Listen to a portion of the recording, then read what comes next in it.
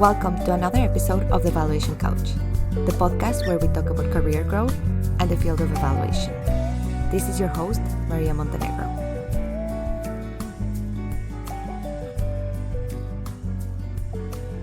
Hello. This March, I will be interviewing inspiring women that are leading evaluation businesses in a way that is challenging the status quo by centering people and caring for them. If you are a current or aspiring leader within an organization, you will be inspired by the initiatives that these women are leading. And if you are a job seeker, these conversations are going to show you what it looks like when an organization is aligned with their values. It will also increase your awareness of what types of workplaces are out there so that you can make informed decisions as you progress through your career. I'm excited to start this series with Catherine Haugh. Catherine, who also goes by Kat, is the CEO and founder of the Convive Collective, a creative and strategic learning partner for climate-focused philanthropies. Kat, thank you for being here today. And before we get started, I just want to tell a quick story of how we met. At the American Evaluation Association conference back in November, I was attending a session of Convive Collective. The session was about learning strategies that Convive was using with one of the foundations they work with. And during the session, someone from Convive Collective actually talked about some of the enablers to the successful partnership they had. They started talking about the organizational culture at Convive Collective that has allowed them to show up as they are. After that session, I approached my guest today and said, this is the type of organization that I want to feature in my podcast, because that was the example of how I wish all evaluators felt in their work. So I'm very happy to be joined by you, Kat, today. Thank you so much for being here.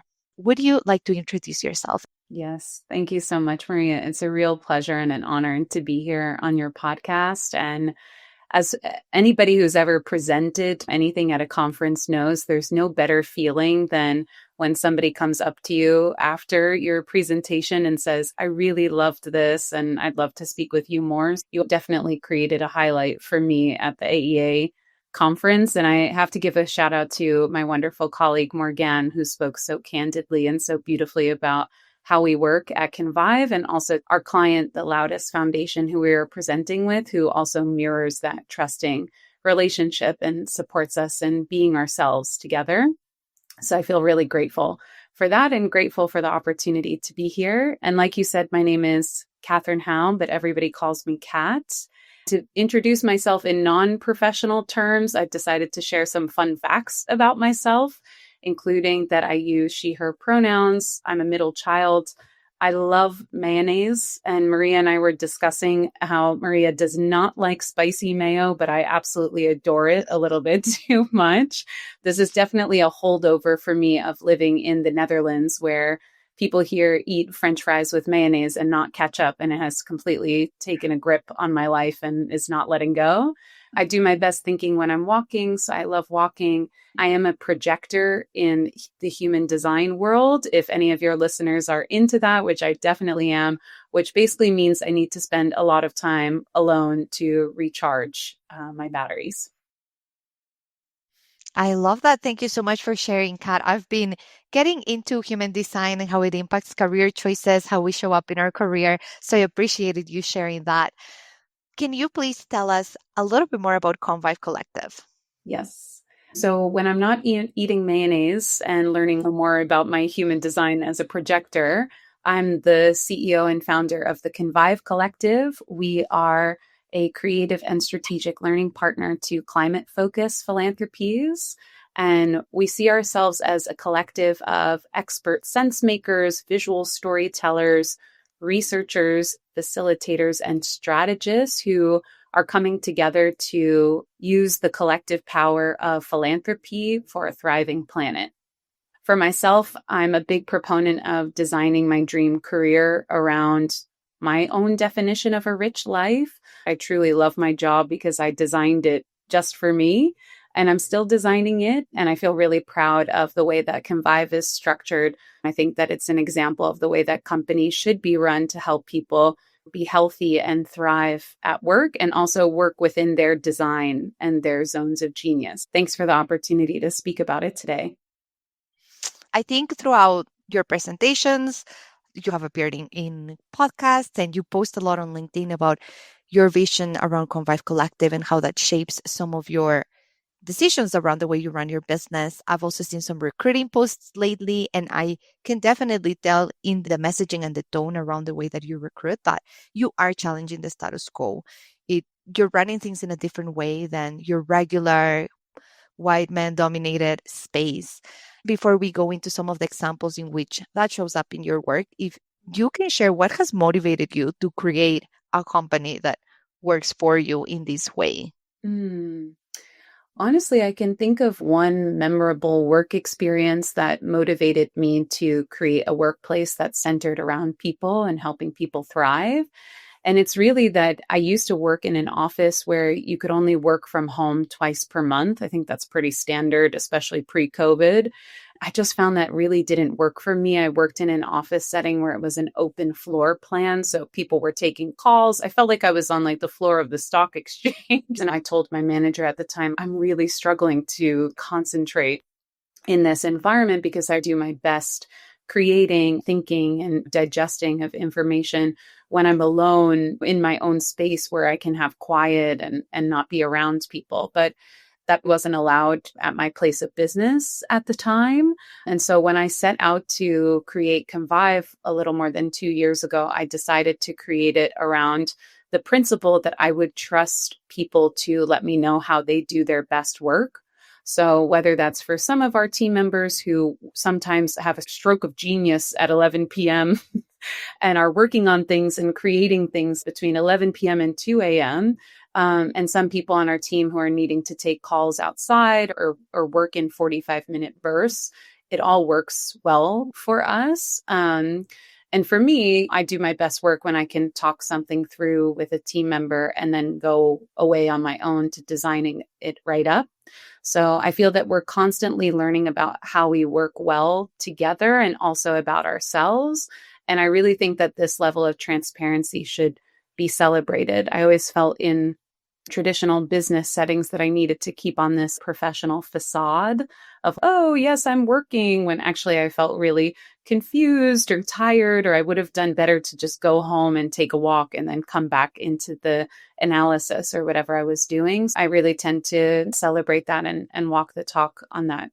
Even I had recently, we had a team call and somebody on my team said, Kat, honestly, the most productive thing you could do for the project right now is go take a walk in the park and think about it. I thought, yes, this is the kind of place where I want to be working, where we're supporting each other to really work in the way that works for each of us as individuals. We're not built the same, and we shouldn't have to pretend like we are. We should celebrate our unique strengths and differences. I love those examples that you provided, and what you shared resonated a lot with me. For people that have following the podcast, I had shared that I received an attention deficit and hyperactivity disorder diagnosis somewhat recently, and it's been a process of understanding myself and how I work better. One of the things that have come with that diagnosis is a letter saying that I should be working at home.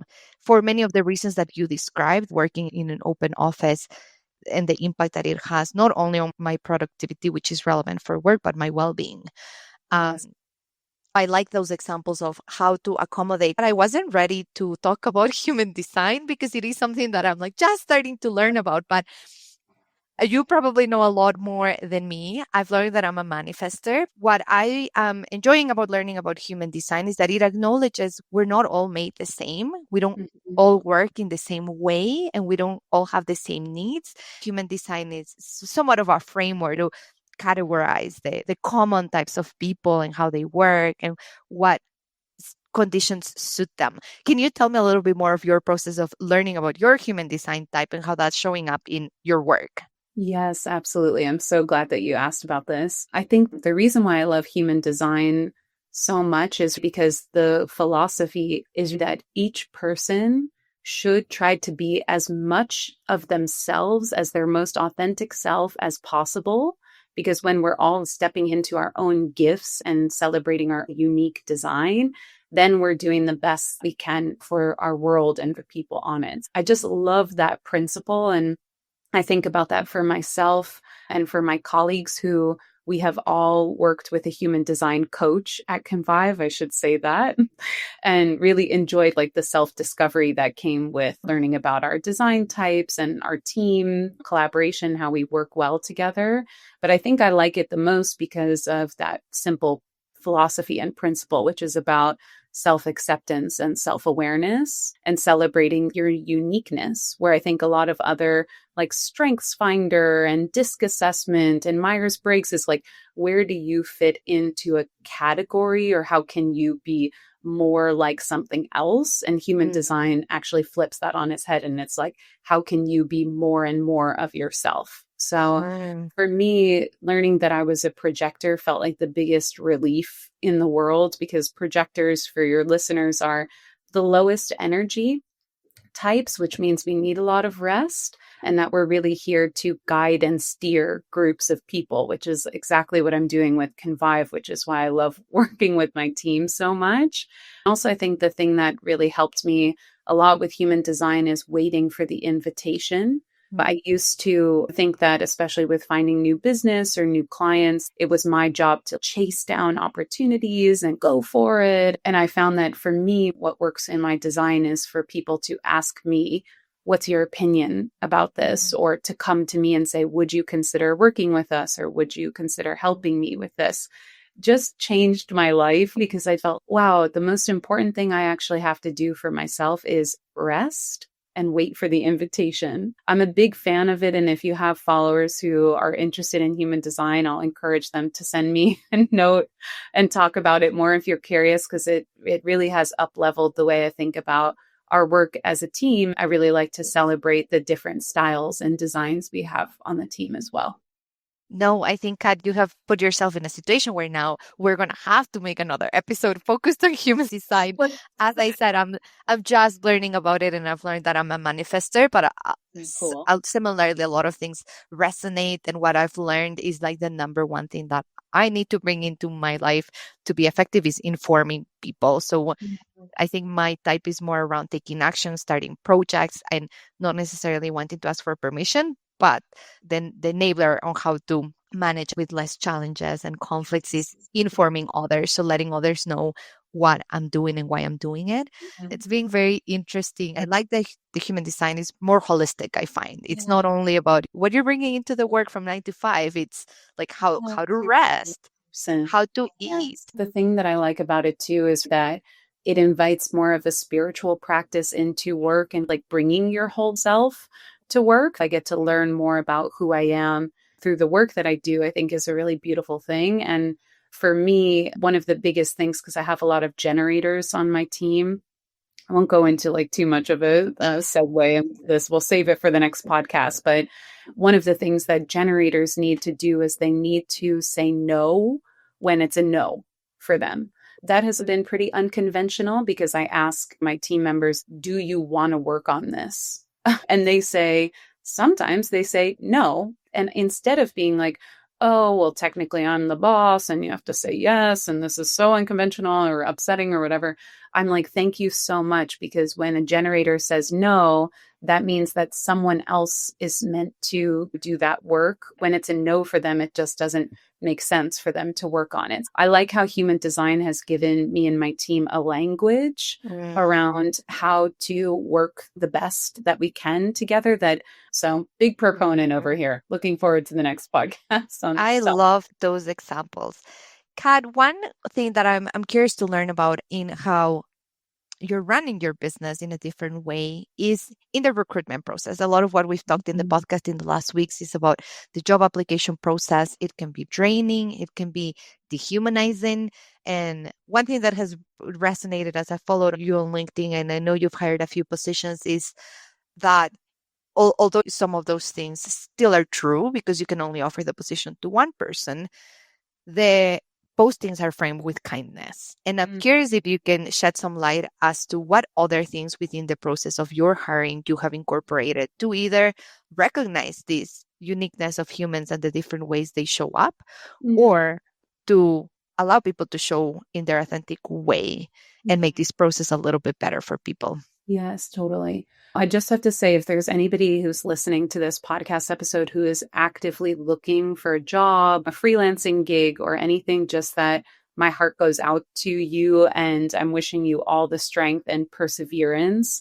I have also been in a position in the past where I was looking for a job and I couldn't find one and I was applying and applying, and I just know firsthand how emotionally draining it can be. So, if you're listening to this and you're wondering, oh, okay, I need some tips and tricks, I hope that will help you. But at a minimum, just know that you have my encouragement and a virtual high five from me to keep going. And hopefully, like me, like when I look back on the recruitment experiences that I've had, I've been also, I guess, really dedicated to making it a better experience now that I'm on the other side when I am recruiting. So, first and foremost, I think the type of people who stand out to us at Convive are drawn to Convive because they perceive that we have a lot of fun and are kind and warm people. And also because they can tell that we have a good work-life balance. One of the things that's becoming more common in our industry, I hope slowly over time, is that I like to speak up front with our folks who we're interviewing about how many hours we work and how much we support each other in rest and play and creativity. And just seeing sometimes, I think we, and I have been this way as well, I think we privilege people who show up and have this eagerness and I'll do whatever it takes kind of attitude. I'll work on the weekends, I'll work on the evenings. For me, I really actually see that as a red flag because I don't think that any of us do our best work when we work in that kind of way. And what I look for and hire for is somebody who's really principled and boundaried, who is committed to working with Convive, has clearly done their homework, they've read our website or they've seen our LinkedIn posts and can speak about why they want to join us, but also who tell me straight up, I'm unavailable on Fridays. And after 4, I usually cut off work at 4 p.m. because I have family or a hobby that I do. That's something that I really celebrate and share. And also, I think that comes across in recruiting. I love those examples. Morgan did a good job at the AEA presentation of showcasing why focusing on organizational culture, on allowing people to set their boundaries, to show up authentically. That is important for the work you do with your clients. But for people who weren't there, can you share your thoughts on that? Why is this important not only for you and your principals, but how does that extend to our evaluation practice? Yes, that's amazing. So, most of the work we're doing is being an embedded learning partner with our climate focused philanthropies. So, what we're usually asking our clients to do is adopt more of a reflective practice and culture, check biases and assumptions, admit mistakes, and really be learning together. Because that's the nature of the work we're doing, we hold ourselves to a high standard of walking our talk on that. And what that actually looks like is showing up to client meetings as our full selves. I think that's important for a lot of different reasons, but definitely when it comes to learning and creating a safe and trusted space with your clients, sharing like, I messed up on that, or I'm having kind of a bad day, or I'm really excited about this, or this is not my favorite activity, but I'm going to do it for us, or that was painful, but we made it through. I think being real and authentic actually creates an experience for our clients that we hope they'll take back to their organizations. For example, we always have a monthly pause and reflect with our clients, a separate session where we zoom out together. How's the partnership going?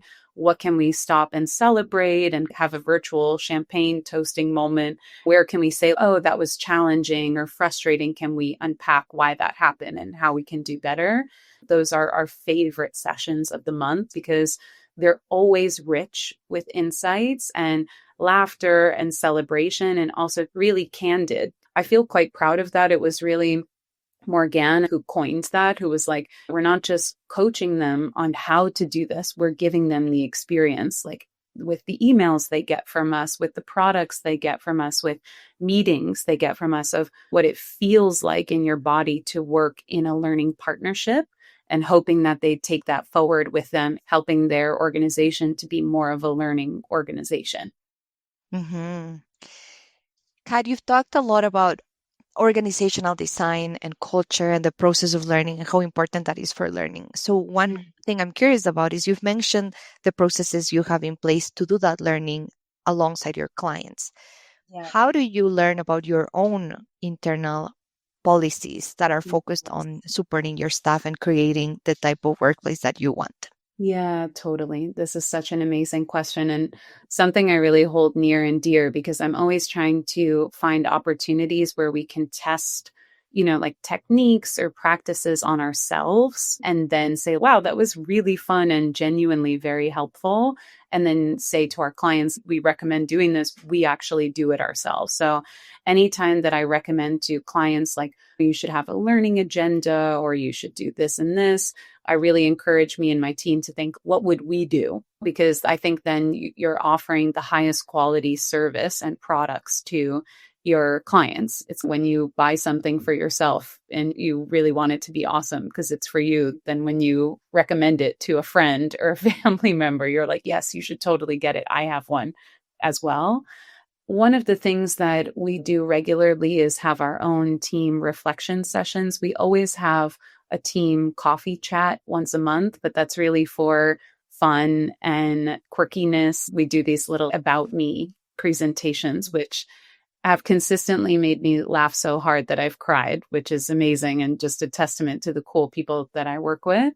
But we recently did this end of year reflection process with the whole team, just reflecting on what was your Convive Hall of Fame moment this year? What's your wildest dream for Convive in 2025? And one of the things I asked, which I loved so much, is asking people if you were to recommend a friend join Convive, like on a scale of 1 to 10, how likely would you be to do that? And all of the people on my team said 10. Mm, I saw these survey results right before we went on holiday break. And I was like, this is the best gift ever. It's not just a happy place for the people who are working here, but they're also keen to bring others in. I think that's something that will grow as we grow. I have long wanted to do our own learning agenda and mm. professionalize our learning processes internally more sophisticated and have them work for us. Convive is only 2 years old and very much still developing. So I think our learning practice reflects the maturity of the organization right now and that it's more emergent, reflection focused, and really driven by me. But I'm hoping for that to become more of like a way that we work as a company and as a team in the exact same way that we coach our clients towards becoming a learning organization. I see us also on that same journey to becoming a learning organization. So it's cool to feel that synchronicity with our clients and feel like, yeah, we're kindred spirits too. We're in the beginning of our journey, just like you are, and we're in this together. I love that and the many examples of how you're trying to walk the talk. I know that you've also in the past said how important it is for your work to work for your life. And Mm. my question is, how do you think having your work for your life helps advance equity and inclusion in the field of evaluation? Totally. I will say for myself, how work works for my life is really that I'm working 3 days a week. So I'm working on Tuesday, Wednesday, Thursday, and I almost never work more than 20 hours a week with the idea that if I'm maintaining that constraint, then I'm thinking like, how can I use my gifts, my design, my zone of genius to the best of my ability with this time? And when I'm thinking like that, then I'm seeing so many creative possibilities for, okay, actually, somebody else on the team could help me with this or do this. And I'm just always delighted when I find those opportunities. And there's always someone who's that work that is not in your zone of genius is in mine. So I'm so happy to take it over. So I feel really proud of that because for me, what it means to live a rich and successful life is to go to work every day feeling joyful. And that doesn't mean without challenge, because the challenges are also part of the joy,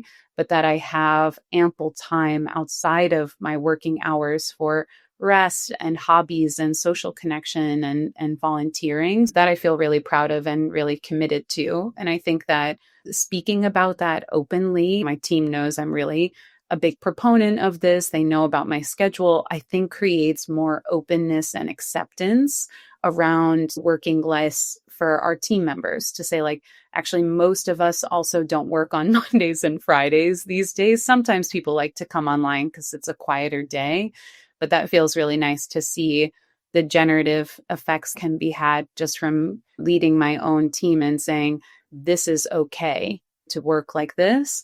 Our whole team and model is remote. And we totally support and encourage flexible working hours. It's not like you clock in at 9 and clock out at 5. I think aside from team and client calls, we're pretty flexible. Sometimes people are evening workers and sometimes people are working in the morning. And I think that means we can open ourselves up to a more diverse candidate pool of parents or other people who are working part-time for another company or doing their own work, or otherwise we have people on our team who are artists, and I have another team member who is starting a farm and another team member who's a new mom, and this model works really well for all of them for different reasons. And so I was delighted to see the level of diversity in the candidates that submitted to work with us with Convive recently. I was absolutely blown away. I think in location, language, job and life experience, just gender, it was incredible. And I think for us, this is something that we're a mostly female oriented and dominated team. And I'm just thinking really a lot with the team also about how we can create an environment that nurtures more diversity, especially because we work predominantly with people who have had a successful freelancing career ahead of working with Convive, which then usually privileges somebody who has more financial security to have even chosen to go into freelancing. So just to say, I think this is an area where actually we can grow and do better. I'm grateful for platforms like this podcast who are exploring this topic so I can hear from others who I know you're speaking with about how they're thinking about it as well. Yeah, thank you so much for sharing. I also want to acknowledge that you are probably experiencing a lot of feelings in the last few weeks. I know that your early career steps included the USA Learning Lab. So I can only imagine what your LinkedIn profile is like and your connections and what is happening and what's happening in the social impact space. I think we're experiencing a turning point for our field of evaluation with its strong connections to USAID, Mhm. as well as all of the other implications on nonprofit organizations, funding, and so on. Where do you see evaluation workplaces evolving in the next few years, keeping in mind also that we're experiencing this huge event?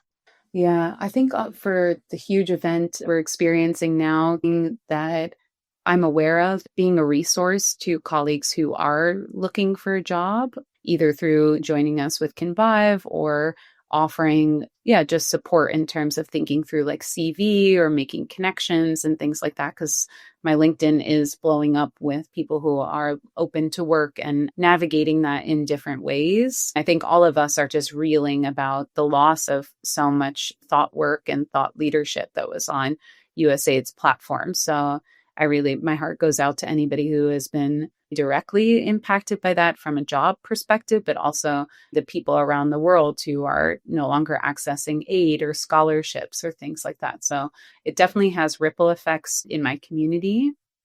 In terms of how I see the evaluation sector changing, I do think that moving more towards remote work is necessary. I think we already see that happening. I also think that we'll be moving more towards a 3-day work week or a 20-hour work week and being a bit more honest about that rather than feeling like we need to sit in front of our computers for 40 hours and say, like, yes, I did work all this time, but working smarter instead of working harder or longer. What I think actually is coming in the job profiles for evaluators is I'm seeing more and more evaluators stepping into their skills and their niche and what they love to do. Like, even I remember when I first started working with a business coach, she had said, we're trying to figure out what you love to do. And I was like, this is going to be so hard because I love everything. I like visual storytelling. I like the data analysis. And she basically helped me find a way to pull all of the pieces of the things I love to do into a mosaic and to find the language around how to speak about that to clients and also for myself. Because my tip, I think, for this group, the folks who listen to this podcast, is the most powerful thing that you can do for yourself when you're looking for a job is to actually go inwards and reflect on what you really want. And I think from that clarity, doors start to open for you. So if I was again in a position where I was looking for a job, or if I was helping a friend or a colleague through it, really how I would spend the time with them is just hearing them speak about, okay, what do you like? And getting curious about what is it about that you like, and really doing that inner work. So I think that whether you are a professional in a 9-to-5 job or freelancer or starting a business like I have, the more you know about this is the area where I like to be in the evaluation space, the better it will be for you in designing your dream job and your work and your life around that. Thank you for that, Kat. I also know that you've talked about in the past how you created your ideal job description and your own path. And that was the learning that you had, not realizing that you don't have to fit in with available opportunities. You can create something unique, and you have done that. I think a lot of people right now are looking into pivoting into transitioning sectors or transitioning what they thought their long-term career would look like. Do you have any advice for people that are experiencing this? For people who want to pivot careers or change a sector or focus, Mm. I would say that my biggest piece of advice would be you can absolutely do it. You got this.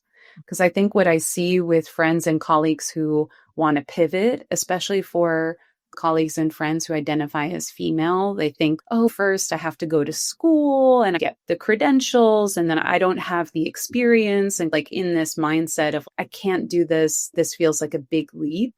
And I, for myself, when I started working, when I designed Convive, I had all of these dreams and visions about working with people in a green space, talking about the environment. When I thought about the legacy I wanted to leave, it was about protecting the planet and the animals and people on it.